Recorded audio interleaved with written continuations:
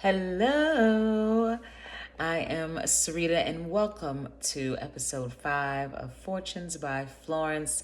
Today, I'm going to be reading a section on fearlessness from her book, The Power of the Spoken Word.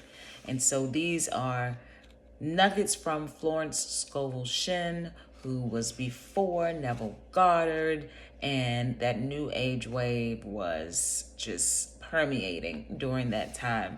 And it's so awesome to see that there's really just been a huge renaissance, like a revival of this content that allows us to speak the word and trust that we have miracle making power within each of us.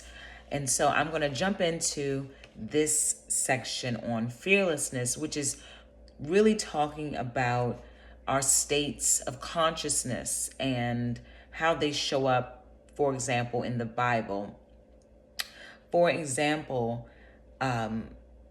this section here was talking about Jehoshaphat and how he appointed singers to praise the Lord.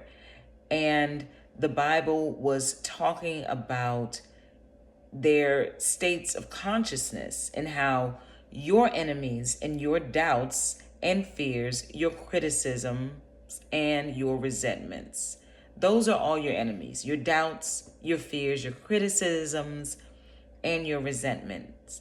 Every negative thought is an enemy. You may be outnumbered by adverse appearances. Bank account low, been there. No job, been there. Relationships seem out of order, lacking clarity. We've all been there. These are all adverse appearances, and they can all look like lions to us, just these huge, scary beasts. Bills piling up, but no money coming in. No support to help. Everybody's situation is different, but these are just some examples of the lions that we face, the enemies that we face, the enemies that are our doubts, our fears. Our enemies are the criticisms that we give to other people. I mean, I came up in the era of, if it don't apply, let it fly. It's going to take a lot for you to disrupt my peace, especially if I can control it. If I can turn off the TV, close out the app, block, mute, delete, report, I'm not going to let you impede on my joy or my happiness, especially if I don't even know you. It's crazy to me.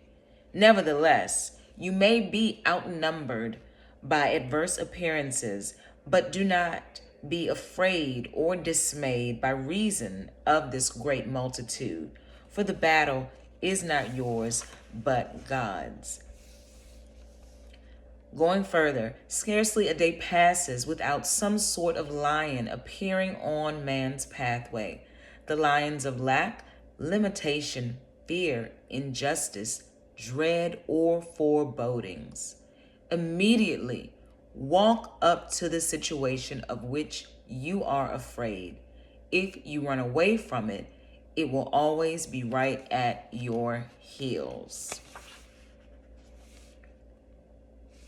And so I was thinking, and I put my notes here. Listen, I'm going to write my books.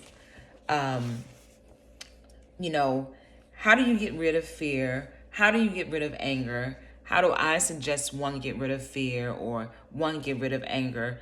And it's about transmuting that fear, that resentment into faith, into hope, into things that you can hold on to.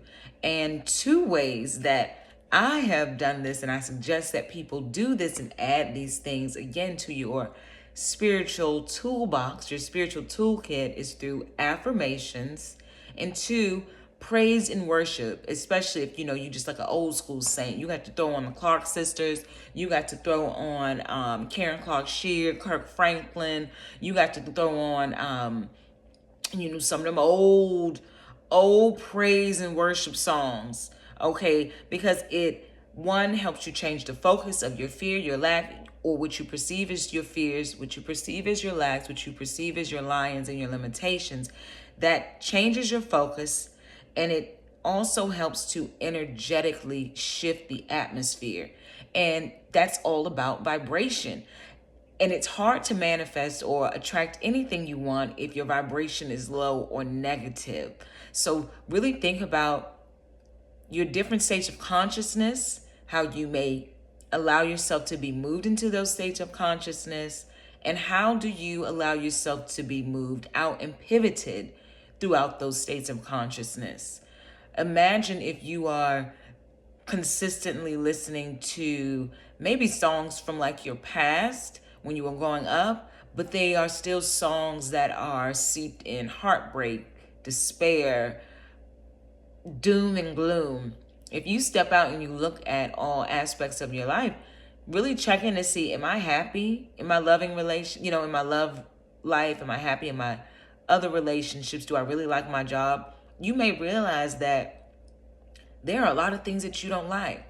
There are a lot of things that could be manifesting based off of the content that you are intaking. And so you might need to consider ways that you can offset this. And you might need to think about ways to incorporate more balance, affirmations, subliminals, more time in nature, making sure you watch more funny things than fight videos. And sometimes these things just come across the timeline. I'll be damned. Sometimes I'll be like, who asked for this?